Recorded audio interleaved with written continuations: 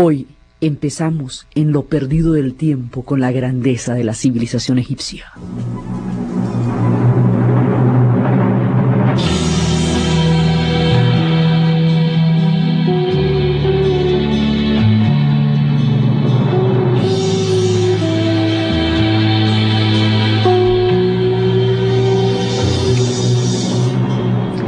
Hay un pueblo al que le fue dado un don tan especial, tan pródigo, tan inmortal, tan magnífico, que moldeó su espíritu, moldeó su corazón y moldeó su sentido de lo eterno, de lo inmortal y de lo sublime.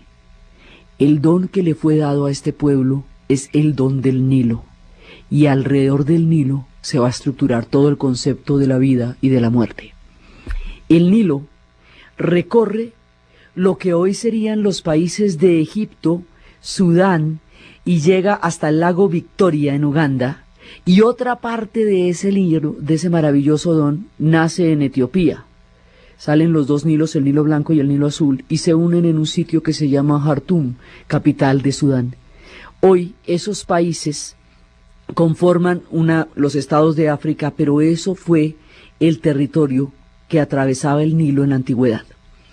El Nilo tiene la maravilla de tener ciclos decrecientes y ciclos de sequías totalmente eternos, estables e inmutables.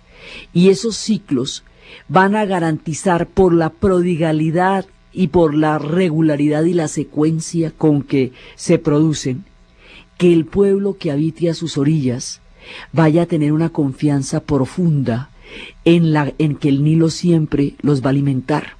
Cada vez que se corrían las aguas dejaban ese limo, que es una fertilidad impresionante para la tierra.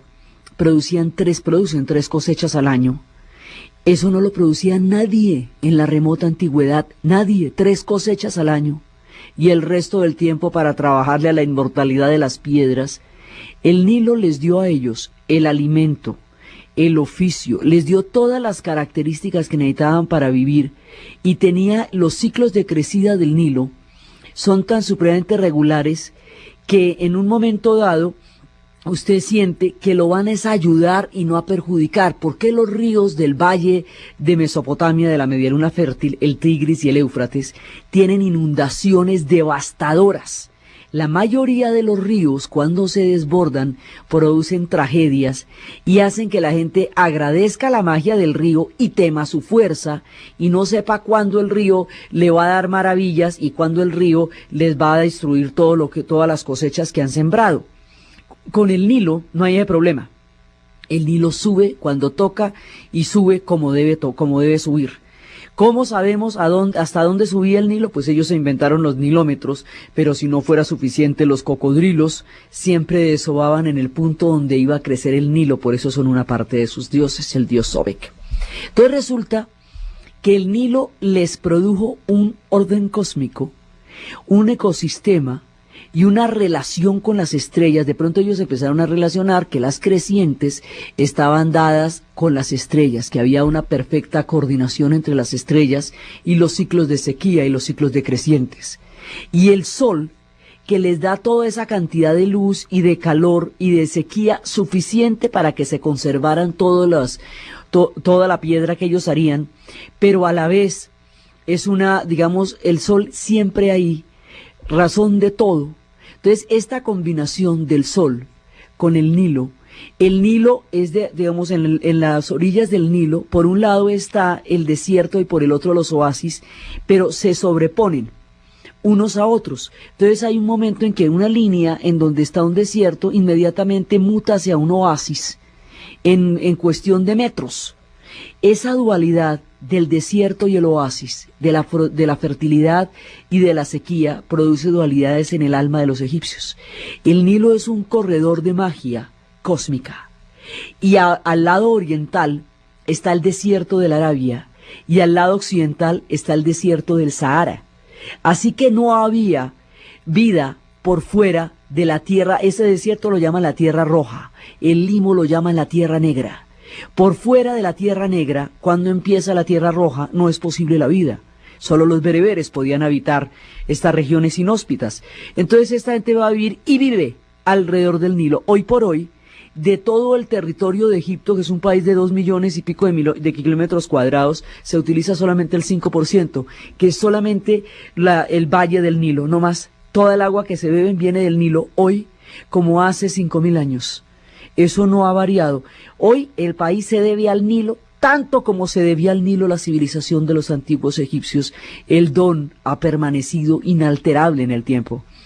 Entonces, con semejante río, así de largo, así de hermoso, que tiene cataratas, tiene 3 cataratas, que tiene un montón de nacimientos. Entonces la parte baja del Nilo, es decir, desde donde nace, pues nosotros no vamos a saber que nace en el lago Victoria y todo eso, sino hasta que existan los aviones y los satélites, porque después vamos a ver que toda la lucha por saber dónde nacía y la gesta del nacimiento y todo ocupó la imaginación de todo el siglo XIX. Eso serán historias de la modernidad. Pero, por lo que nosotros sabemos, la parte del nacimiento, o sea, desde el momento en que nace, en la parte del lago Victoria, más o menos hasta donde se van juntando los Nilos, toda la parte de abajo se va a llamar el Alto Nilo. Y la parte que lleva desde la mitad del trayecto hasta la desembocadura en el Mediterráneo se va a llamar el Bajo Nilo. Entonces, el Alto Nilo, que es al contrario de lo que uno se imagina, o sea, uno coge el mapa y uno piensa que es al revés, pero no. Lo de abajo es lo que se llama alto y lo de arriba es lo que se llama bajo. Entonces, porque lo de arriba es que va para la desembocadura y eso desemboca abre en un delta grandísimo que llega al Mediterráneo, dejando una cantidad de canales y de afluentes. Entonces, esto es de una majestuosidad. El que controle las aguas del Nilo controla el orden cósmico. Para que esto funcione, tiene que haber una centralización de todo el trayecto de las aguas y del manejo de las aguas, lo cual supone una autoridad única, porque es la que va a empezar a articular todo el movimiento de las aguas del Nilo. Entonces, un río que es capaz de garantizarle la subsistencia en una de las épocas más duras, que son los comienzos de el alba de las civilizaciones, donde la consecución del alimento era muy dura.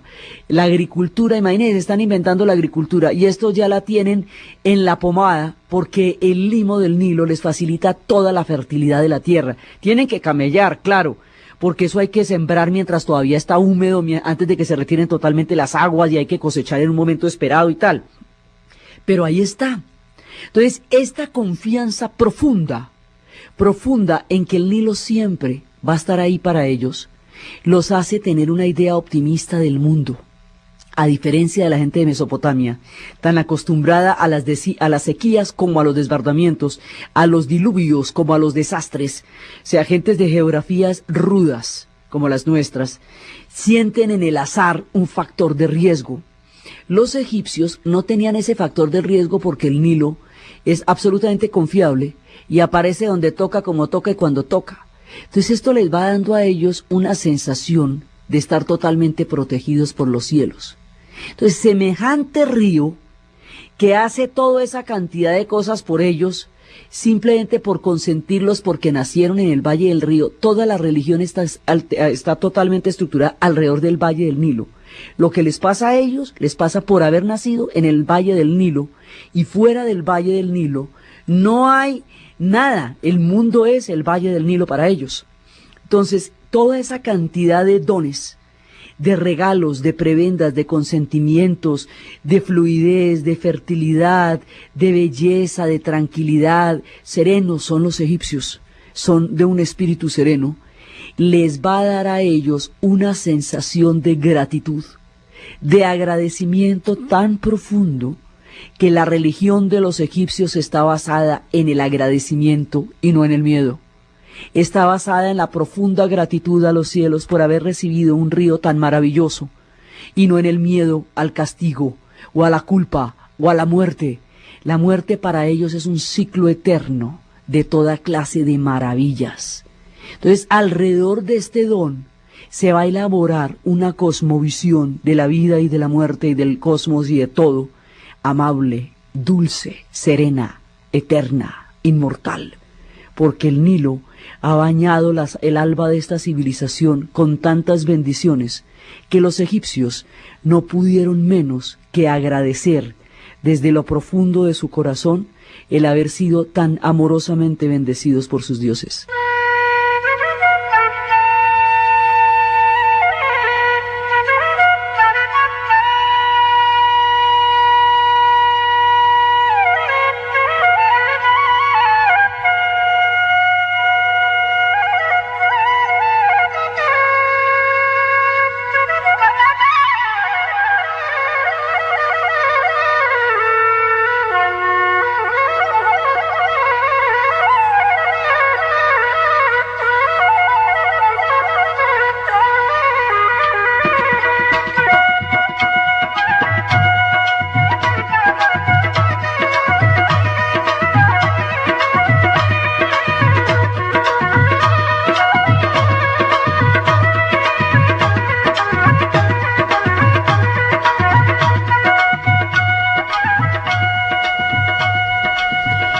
Este don tan maravilloso va a articular absolutamente toda la vida y la muerte de los egipcios. Entonces, lo primero que todo es la cosmogonía y la autoridad central.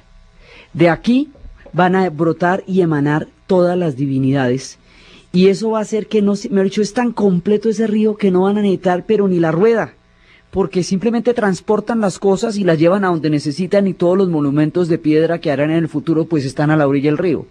Entonces no hay, ni siquiera tienen la necesidad, ellos van a conocer la rueda, pero milenios después, con la llegada de los Hyksos, les va a parecer una curiosidad.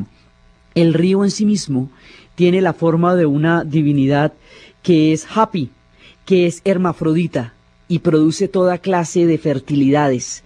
Y tiene el aspecto de los hombres y el aspecto de las mujeres y el aspecto de la fertilidad, y es el que causa las inundaciones, las crecientes, porque no son inundaciones, las crecientes, que son las que les van a dar a ellos los ciclos de estabilidad. Entonces, alrededor de esto se van formando las cosmogonías de ellos, y son los grandes dioses, y hay una primera que es la creadora, ellos ya lo llaman la Eneada, porque son varios ciclos de dioses los que ellos van creando. Entonces, la primera es Mut, que es la madre, que era la madre, ella era también la esposa de Amón, y era la madre de Khonsu, y él tiene la forma de una mujer y de un halcón, y tiene la doble corona en la cabeza, y es la reina de los cielos. Con el tiempo, con la unificación, se van a presentar las dobles coronas. Hay una corona de serpiente, una corona redonda con la forma de una cobra, y hay una corona alta, con una forma casi, no cónica, sino que termina como en una especie de círculo. Esa corona alta, esas dos coronas significan la unión del Alto y el Bajo Nilo. Cuando aparece la doble corona, significa que estamos hablando de un imperio unificado. Ese símbolo va a estar en todas partes, porque también están el papiro y el loto. El papiro uno es de la parte alta y el otro es de la parte baja. Entonces, cuando se ven unidos, entrelazados, los juncos del papiro y el loto, eso es unión de Alto y Bajo Nilo. También los patos, que ellos llaman ocas, están en unas direcciones y en otras. Cuando están todos en direcciones diferentes, es Alto y Bajo Nilo. Cuando aparecen las abejas, son Alto y Bajo Nilo. Es una cantidad de símbolos a través de sus dioses y a través de sus jeroglíficos y de toda su mirada del mundo, que nos cuentan que la unión del Alto y Bajo Nilo fue lo que dio la posibilidad del imperio. O sea, cuando ya se ponen de acuerdo y empiezan a tener una unión completa de todas las aguas, entonces esto nos va a dar un carácter centralizado. Ellos van a ser el primer imperio, digamos, como nación, o sea, lo que es un carácter totalmente centralizado. En Mesopotamia, las ciudades eran ciudades-estados y eran ciudades totalmente, digamos, autónomas, pero los imperios se imponían por la fuerza, duraban poco porque estaban en una situación en la que fácilmente podían ser derrotados por los siguientes invasores. El Valle del Tigris y el Éufrates es un valle, la única parte fértil de una cantidad de desiertos. Entonces no duraban los imperios ahí y se tenían que debatir a la fuerza y brutalmente. En el Nilo nadie se las va a ir a montar. Quedan tan lejos Nadie puede atravesar el desierto arábico ni el desierto del Sahara.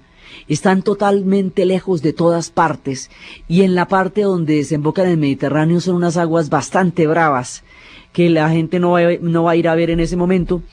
Entonces ellos van a tener una tranquilidad de tantos siglos que van a desarrollar una cultura totalmente propia y autónoma.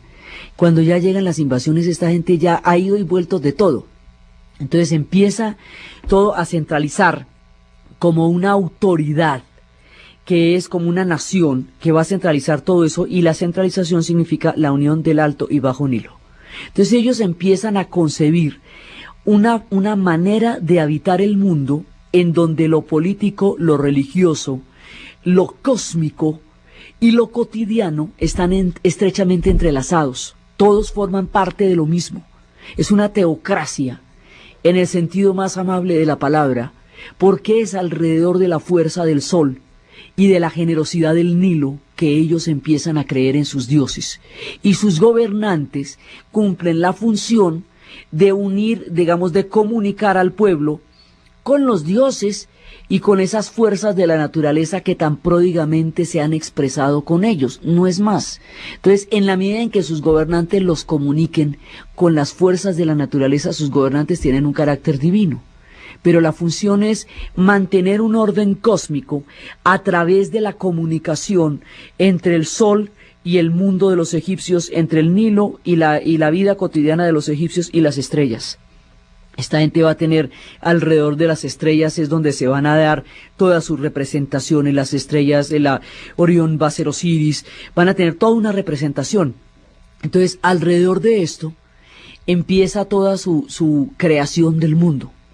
Van a tener 3 pares de dioses, lo que llaman las Eneadas, y va a haber dioses que traen, pues Hapi es el que siempre está rodeado de lotos, de papiros, de juncos, porque es el dios del Nilo y trae todas las bendiciones y todas las maravillas. Cada uno de ellos tiene una función. Por ejemplo, Sobek, el dios cocodrilo, sabe exactamente hasta dónde va a desovar el río, desova donde va a crecer el río. Hoy por hoy hemos descubierto que los cocodrilos tienen una tercera capa en los ojos que los hace sumamente sensibles a la humedad, y es gracias a esa tercera capa que ellos podían percibir hasta qué punto iba a crecer el Nilo, y ahí desovaban. El dios cocodrilo les daba esas señales, y también es uno de los profundos misterios del río. Por eso habrá templos para el dios cocodrilo en Komombo, templos duales como la naturaleza de los egipcios, donde estará representado el dios cocodrilo Sobek y también el dios halcón Horus, del que hablaremos.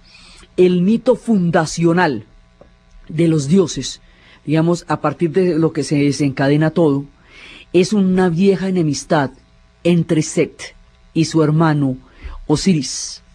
Set y su hermano Osiris tienen una profunda rivalidad, y en esa rivalidad, porque Set no estaba de acuerdo con la mujer que le tocó a él, y él lo que quería era Isis, y a Osiris le tocó Isis, y dijo, no, pero pues, ¿qué hago yo si la mamacita de Isis me tocó a mí? Pues también. Entonces, resulta que Set termina matando a Osiris. Esto más adelante será muy recurrente en la literatura, en la cosmogonía, mejor dicho, desde Hamlet hasta el Rey León. Eso siempre va a pasar, desde Caín y Abel. O sea, es una cosa muy recurrente. Set a matar a Osiris. Entonces, al principio lo mata y Isis logra recuperar el cadáver, pero vuelven y se lo quitan y lo van a descuartizar y lo van a esparcir alrededor del Nilo, enterrándolo por todas partes del Alto y Bajo Nilo. Isis va a pedir la ayuda al halcón para encontrar con las alas del halcón, para poder volar sobre las alas del halcón todo el Nilo y encontrar cada uno de los pedazos donde está enterrado Osiris. Al poder encontrar cada uno de los pedazos y unirlos, ella lo vuelve a encontrar y le falta el falo, eso es lo último que no encontraron. Entonces ella le construyó un falo de barro, copuló con él, y del amor de ellos dos va a salir Horus, el dios halcón, porque el halcón fue el que la acompañó a ella a buscar todos los pedazos del cadáver de Osiris. Ese dios halcón que va a surgir ahí es digamos, el inspirador de los faraones. Horus, de ahí en adelante, es el que va a estar inspirando a los faraones, y los faraones tienen un carácter sagrado en la medida en que representen a Horus en la tierra. Es por Horus que ellos van a tener un carácter sagrado, y hay faraones que están representados con las alas de Horus envolviéndoles los tocados en la parte de atrás entre el cuello, que es una manera de decir: yo soy el faraón, Horus me protege, formo parte de la divinidad y estoy emparentado con lo más profundo del orden cósmico. Entonces, a partir de ahí, Horus es uno de los dioses más importantes, y en el templo de Komombo va a haber es un templo dual de las fuerzas de la luz y de la oscuridad, sin que haya una contraposición de ellos. Sobek, el misterioso dios cocodrilo, está en una parte del templo, y en la otra parte del templo va a estar Horus. Los templos ya son más recientes, pero siempre van a estar representados con estas cosmogonías, y de un lado la energía es más densa y del otro lado es más ligera, y el cuerpo tiene una energía y un peso y una densidad distinta en el lado de Sobek que en el lado de Horus, porque aquí se manejan energías de una profundidad que uno no se puede imaginar, pero son las dualidades que están manejando ellos. Con este mito fundacional estamos creando todos los dioses arquetípicos. Luego Horus vengará la muerte de su padre, pero la muerte misma de Osiris abrirá para los egipcios las bondades del inframundo y la maravilla de la eternidad, de maneras tan maravillosas y tan increíbles como veremos después de la pausa.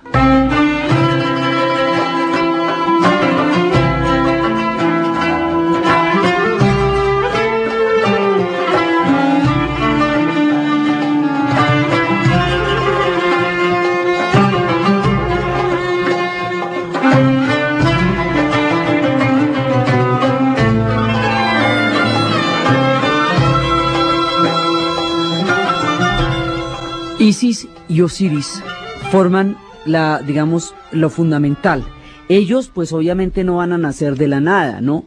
Ellos son hijos de Geb. Cada una de los componentes cósmicos de la geografía de los egipcios está representado en una divinidad. Entonces Geb es la tierra, es el dios de la tierra, es parte de los 9, y se casó con su hermana Nut, la diosa del cielo. Nut es una maravilla, porque Nut es una diosa que tiene una forma arqueada, como una especie de serpiente, que atraviesa la bóveda celeste y se come el disco solar durante la noche y lo vuelve a devolver por su boca durante el día. En todas las tumbas más adelante del Valle de los Reyes, en las bóvedas celestes, está curvada la figura de Nut, totalmente llena de estrellas, representando los ciclos del día y de la noche. Las representaciones de las estrellas y su relación con el sol moldearon para ellos calendarios que son de donde se derivan los nuestros. Los calendarios solares son de ellos. Entonces, Geb, que es el de la tierra, es el miembro de la Neada, se va a casar con Nut, esta diosa del cielo maravillosa plagada de estrellas, y ellos van a tener a Isis, a Osiris, a Set y a Neftes. Entonces Neftes, además, esto es bien interesante porque siendo Set una figura maligna, porque es el que va a matar a Osiris, su mujer Neftes es chévere. Ella es miembro de los 9 sagrados, es de las que va a buscar y a proteger los sarcófagos. Ella es sagrada, y el estar casada con una figura maligna no la hace maligna a ella. Inclusive ella ayudó a Isis en toda la búsqueda de reconstruir los pedazos de Osiris muerto. Entonces, lo que pasaba era que Set no estaba contento con Neftes, sino que quería a Isis, y Isis le tocó a Osiris. Estos 4, que son hermanos, son los hijos del dios de la tierra, y ese dios de la tierra es casado con la diosa de los cielos.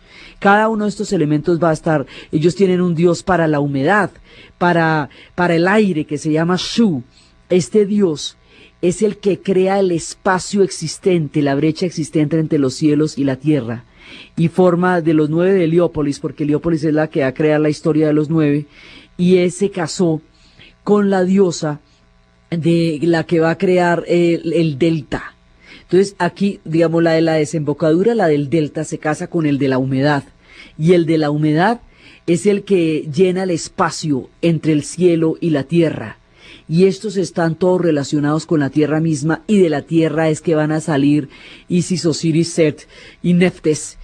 O sea, toda la cosmovisión, toda la geografía del Nilo se va a convertir en dioses, sencillamente. El aire, la humedad, la sequía, el que sabe hasta dónde va a llegar la humedad, los juncos, todo va a formar parte de su sentido de la divinidad misma que es el río. Entonces estos dioses, la muerte de Osiris va a ser, Osiris ya, digamos, ella lo revive y tiene un hijo con él, pero Osiris ya forma parte del reino de los muertos. A partir del momento en que Osiris entra a formar parte del reino de los muertos, los egipcios no le van a tener miedo a la muerte, porque en la muerte está la amabilidad de un dios maravilloso que es Osiris. Ellos mueren y Osiris los está esperando con toda la grandeza de su divinidad. No hay nada macabro ni aterrador en la muerte, porque la muerte es el paso hacia el punto donde se van a encontrar con Osiris. Tiene una antesala, sí, y la antesala es el juicio con Anubis. Anubis es el dios chacal. Los chacales solamente se comen de las víctimas en el desierto, ciertas vísceras y otras no. Los chacales no se comen el corazón y no se comen los riñones. Entonces, como no se comen el corazón y los riñones, en los procesos de embalsamamiento tampoco se van a sacar ni el corazón ni los riñones. Eso se dejan para el inframundo. Osiris va a estar esperándolos, pero Anubis es la antesala, el juicio de los muertos. En el juicio de los muertos, lo que hacen es tomar el corazón y lo ponen en una balanza con una pluma de avestruz. El corazón tiene que estar tan ligero de pasiones, de codicias, de envidias, de desolaciones, de tristezas, de amarguras, de soberbias, de rencores, que tiene que pesar menos que la pluma de un avestruz. Es una metáfora de una vida que tiene que entregarse en condiciones de paz interior para poder ir a disfrutar del gran festín de Osiris. Eso va a ser común a todas las religiones. La gente tiene que procurar morir en paz consigo mismo y con los demás. Eso es así de simple. Y eso determinaba el peso del corazón frente a la pluma de un avestruz. Cuando usted tenía el corazón ligero, entonces había pasado el juicio de los muertos. Y ahí iba a entrar en contacto con Osiris. Entonces, para ellos la muerte es un concepto totalmente amable y eterno. La permanencia del Nilo, la regularidad de sus ciclos, les hizo concebir lo eterno, y lo eterno les hizo concebir lo inmortal, y lo inmortal les hizo concebir el inframundo, como el punto donde se van a encontrar con la eternidad, y les hizo concebir la eternidad como el objetivo fundamental de toda su civilización. Así que construyeron una civilización para la eternidad, porque en la eternidad estaba la validez de la muerte, y estaba precisamente la inmortalidad, está en lo eterno. Entonces, sí se pueden morir los dioses, pero en la eternidad, donde el inframundo es mucho más rico, porque es para siempre. Entonces, la gente va a entrar allá. Eso es una oportunidad magnífica. Eso es una oportunidad altamente esperada, por eso sus casas son de adobe y sus tumbas son de piedra. Porque las piedras van a durar la eternidad y el adobe perecerá, porque la vida es solamente es un intervalo para entender la magnificencia de lo eterno. Entonces van a construir para la eternidad y van a construir para Osiris. Y al construir para Osiris van a buscar la forma de acercarse a esa eternidad. Se van a acercar a esa eternidad a través de un viaje, el viaje del inframundo. Entonces, en el momento en que se presenta la muerte, hay una separación temporal del alma y el cuerpo, que son Ba y Ka. Entonces, el alma va a enfrentar a Anubis y va a responder por todo lo que ha sido la vida. Y después de que responda por eso, mientras el alma está en su peregrinación, digamos en su trasegar hacia este juicio del corazón y de la vida, mientras pasa eso, el cuerpo va a ser embalsamado. Entonces va a ser embalsamado para que cuando se produzca el retorno del espíritu al cuerpo, el cuerpo esté intacto y listo para la eternidad como debe estarlo el espíritu, ya libre en paz consigo mismo para poder entrar en su antiguo cuerpo y disfrutar del festín de la eternidad. La muerte para ellos es el festín de la eternidad. No hay nada macabro en eso. Las momias, el proceso de momificación, es la manera de garantizar que el cuerpo esté en condiciones para enfrentar la eternidad, lo mismo que el alma, que lo va a volver a habitar y va a reencarnar en el mismo cuerpo, pero para siempre. Esa es la función de momificar. Entonces, cuando las momias se vuelven parte de las películas de miedo, cuando aparece la momia toda vendada persiguiendo a Scooby-Doo, eso es el terror de las ideas occidentales de la muerte. Esas ideas de los abismos de la muerte que tiene Occidente, de lo irreparable, de la pérdida, o del castigo, o de la culpa, esas cosas no suceden entre los egipcios, porque lo suyo es una civilización amable, donde la base de la religión es la gratitud y no el miedo. Entonces la muerte para ellos no tiene miedo, porque es un contacto con lo magnífico y con el sentido profundo de su civilización, que es lo eterno. Entonces las momias son la manera como se va a preservar el cuerpo para poder recibir el alma. Y eso es el Baika, que son el cuerpo y el alma, y cuando se recibe, cuando la ceremonia de la apertura de la boca es la que permite primero que salga el alma y que se complete todo el proceso. Cuando el alma vuelve, por eso se dice que en Alejandría, mucho tiempo después, hay un faro, no en la ciudad de Alejandría, sino en una isla cercana, un faro ciego, que no tiene ni vidrios, ni tiene luces, ni tiene fuegos, ni tuvo nada. Es un faro ciego, tapiado, que nadie se imagina para qué es. Dicen que es para iluminar el camino de las almas, porque alrededor del faro hay una cantidad de tumbas. Dicen que es para iluminar el camino de las almas en su retorno a los cuerpos. Entonces, mientras tanto, se hace la momificación. Entonces, la momificación, le sacan el cerebro por la nariz, disuelven eso con líquidos profundos, con ácidos muy fuertes, y como una especie de lamparotomía, les hacen una pequeña incisión a la altura de lo que sería el apéndice, y por ahí le sacan todas las vísceras que van a ser, que no van a formar parte del cuerpo. Esas vísceras van a ser colocadas en unas vasijas que se llaman canopios, que también se van a momificar, digamos, también forman parte de todo eso. Entonces, esas vísceras son sagradas, son los canopios. El corazón se lo vuelven a meter porque usted no puede llegar al inframundo sin los sentimientos. Los riñones no se los quitan porque son órganos de limpieza que se van a necesitar para la eternidad. Y van a preservar, y luego cuando ya está dado todo el proceso de sacar todas las vísceras, de rellenar esto de los líquidos de embalsamar y de preparar el cuerpo para la eternidad, se venda con un lino finísimo. Y al vendarse, queda listo para la eternidad, para el momento en que el alma retorne a ese cuerpo. Después de eso se hace el sarcófago. Entonces se hacen los primeros sarcófagos y después el sarcófago se va a meter en una estructura más grande, pesada, que se llama las mastabas. Y esas mastabas van a empezar a guardar todo el viaje a la eternidad. Alrededor de las pirámides y de los templos vamos a ver, hay barcas. Esas barcas son las embarcaciones para poder emprender el viaje al inframundo, y están pintadas en todas las tumbas porque es el viaje definitivo, el viaje al inframundo, pero es un viaje físico. Se hacían con cedros del Líbano mucho más adelante. Entonces, ellos tienen toda una idea de la muerte. La gente se va para allá y va a disfrutar una prolongación de los mejores momentos de la vida. Las tumbas están llenas de colorido, están llenas de alegría, están llenas de música, hay pinturas de arpas, hay pinturas de fiestas, hay pinturas de juegos, hay una interacción de lo eterno con lo gozoso, con lo maravilloso.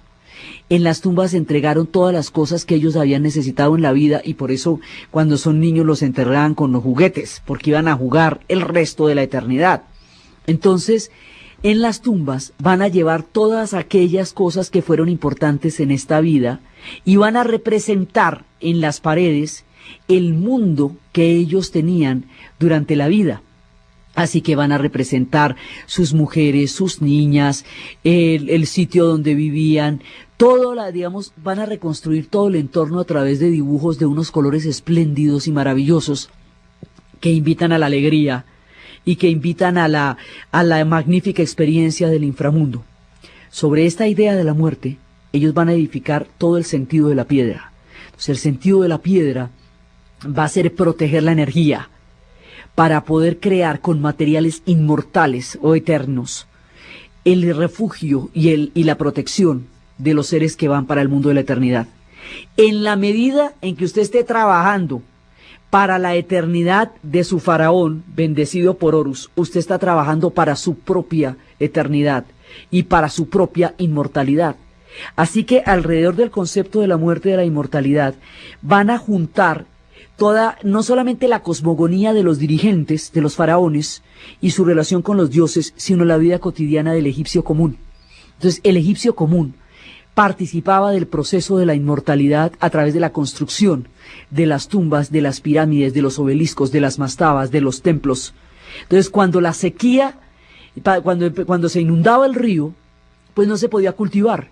Entonces, cuando no se podía cultivar, empezaban a trabajar la piedra. Y al trabajar la piedra, o sea, no se perdía el tiempo. O usted estaba cultivando y estaba asegurando la comida para todo el mundo, porque es comunitario. O sea, toda la comida, la utilización de las aguas, había pena de muerte por desviar el agua del río de alguna manera. Todo es comunitario. Aunque pues cada uno tenga sus parcelas, pero todo es comunitario y el río no se puede tocar. El río solamente lo tocan los dioses. Entonces, la idea era que usted cuando no estaba cultivando la tierra, estaba trabajando la piedra. Al trabajar la piedra, estaba cumpliendo una misión sagrada. Esa misión sagrada era preservar y preparar el camino para que los faraones se enfrentaran a la eternidad y de esa manera usted también hacerse partícipe de el proceso de eternidad y de inmortalidad. Por eso los egipcios no podían salir de su tierra, ni les interesaba, que es la historia de Sinoé, y por eso es que se duda de clasificarlos como un imperio. No tuvieron la intención de arrastrar a otros, simplemente tenían pueblos tributarios para que les trajeran las cosas que no había en el Valle del Nilo, como los cedros del Líbano, como la turquesa, y listo. Pero ellos vivían en Egipto, porque es que en Egipto era donde pasaban todas estas maravillas en el Valle del Nilo. Entonces, cuando usted está trabajando la piedra, al contribuir a la inmortalidad del faraón, está trabajando por su propia inmortalidad. Luego, su trabajo tiene un sentido sagrado, y por eso le pagan. Entonces, usted tiene un oficio, usted tiene un salario, y usted tiene un sentido de pertenencia y de lo sagrado. Entonces, van a entrelazar de tal manera todos estos conceptos que le van a dar a la gente una existencia plena en todo el sentido de la palabra.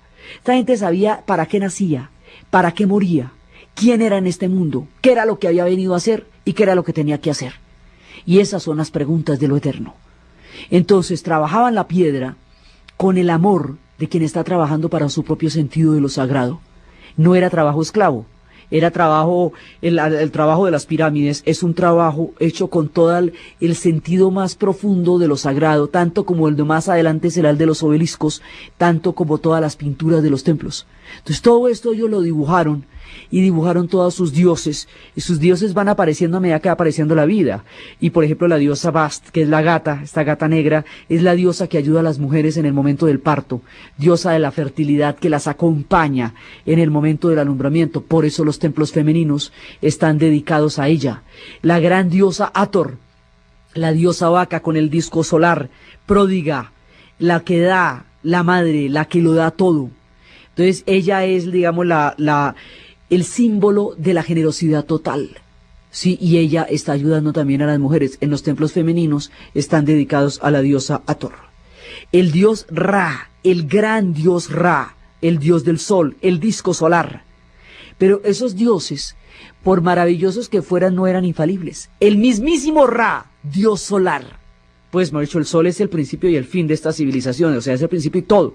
Entonces, Ra también puede ser engañado. Isis una vez hizo una culebra con la saliva de Ra, y la hizo de tal manera que el veneno de la culebra solo podía ser contrarrestado por el verdadero nombre de Amón, de Ra. Entonces Ra, cuando está agonizando, empieza a decirle y a decirle y a decirle y a decirle nombres, pero ninguno de los nombres es, y mientras no sea, no lo pueden curar. Cuando le dice el verdadero nombre, ella lo puede curar, pero lo posee su esencia. En lo más profundo de las religiones, los nombres hacen a la esencia. Por eso Yahvé en la religión judaica es el innombrable, porque detrás del nombre está la verdadera esencia de las personas o de los dioses. De esa manera Isis va a poseer una esencia fundamental de Ra, porque ella le robó su esencia, digamos, invadió su esencia a través del ardid de la culebra que lo picó. Y ella era la única que tenía el veneno. Entonces fíjese que a Ra también le pueden hacer ese tipo de jugadas. En una ocasión hubo una conspiración contra Ra. Y Hathor, que lo adora, se fue lanza en ristre y se convirtió en la diosa leona. Y al convertirse en la diosa leona, atacó de tal manera que probó por primera vez la sangre, y al probar la sangre le quedó gustando y empezó a saciarse de la sangre humana. Y entonces, pues por un lado, Ra estaba contento pues con que ella lo hubiera defendido, pero se le fue la mano. Dijo, no, esto ya está bueno hasta aquí, mejor dicho, se nos enloqueció. Entonces, ¿cómo hacemos para hacerla desistir de su sed de sangre? Entonces lo que hizo fue transformar la sangre en cerveza. Y al transformar la sangre en cerveza, Hathor, que en ese momento se había convertido en Semech, la diosa leona sedienta de sangre, al tomarse todo ese montón de cerveza, se tranquilizó, durmió apaciblemente y la cerveza se volvió un componente importantísimo del pueblo de los egipcios.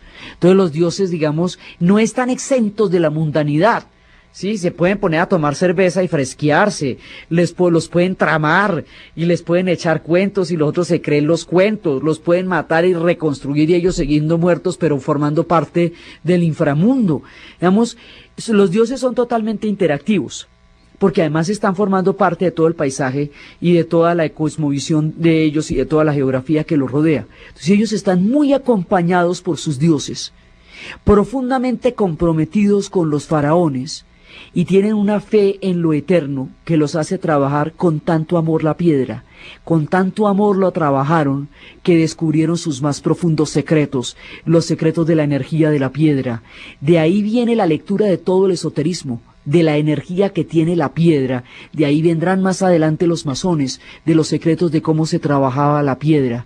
En esa piedra está la energía que conduce a la inmortalidad. Y la prueba es que ahí está la piedra y ahí está la inmortalidad. Esto se hizo con un amor. Toda esa mano de templos que se ven tan distantes y tan pétreos en el tiempo son un testimonio de fe, son un testimonio de amor, son un testimonio gozoso de un pueblo que creyó profundamente en todo el sentido de lo sagrado. Los egipcios son fundamentalmente un pueblo místico.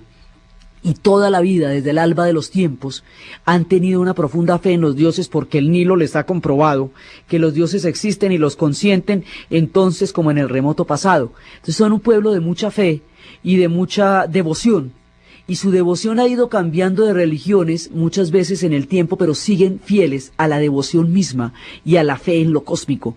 Entonces todos los obeliscos gigantescos y magníficos, con todos sus misterios sobre cómo paraban esas piedras hechas de un bloque único de ese tamaño tan impresionante, todos los templos donde está reconstruida, recreada toda la vida que ellos hacían, sus juegos infantiles, todo, sus sueños, lo que habían vivido, todo lo que los rodeaba, todo eso es hecho con profundo amor, en una cantidad inimaginable. Y todo eso es el reflejo de un orden cósmico que va a dar el origen al paso de esta gente por la tierra. Entonces por eso es que ellos van a concebir la inmortalidad de una manera tan amable. Cuando nosotros nos encontramos con las pirámides y cuando empiezan a aparecer los jeroglíficos, hace más de 3000 años, ellos existían, solamente que no tenemos testimonios de cómo crearon un mundo tan fantástico. En los tiempos de la Gran Pirámide, toda esta carreta ya la tenían en la cabeza. Más o menos cómo está la periodicidad de este tiempo, de dónde arrancan, quiénes son, cuánto vivieron, dónde estaban, cómo organizar toda esta cantidad de maravillas y de sentimientos y de sensaciones inmortales en la piedra y preciosos en los tallados, es lo que vamos a ver en el siguiente programa. Entonces, desde la generosidad profunda del Nilo, desde la fe y la devoción del pueblo de los egipcios, desde la gozosa admiración por la muerte, desde el sentido profundo de la paz y de lo eterno, de una civilización espléndida como quizás no exista otra, en el relato de Ana Uribe y en la producción Jessy Rodríguez, y para ustedes, feliz domingo.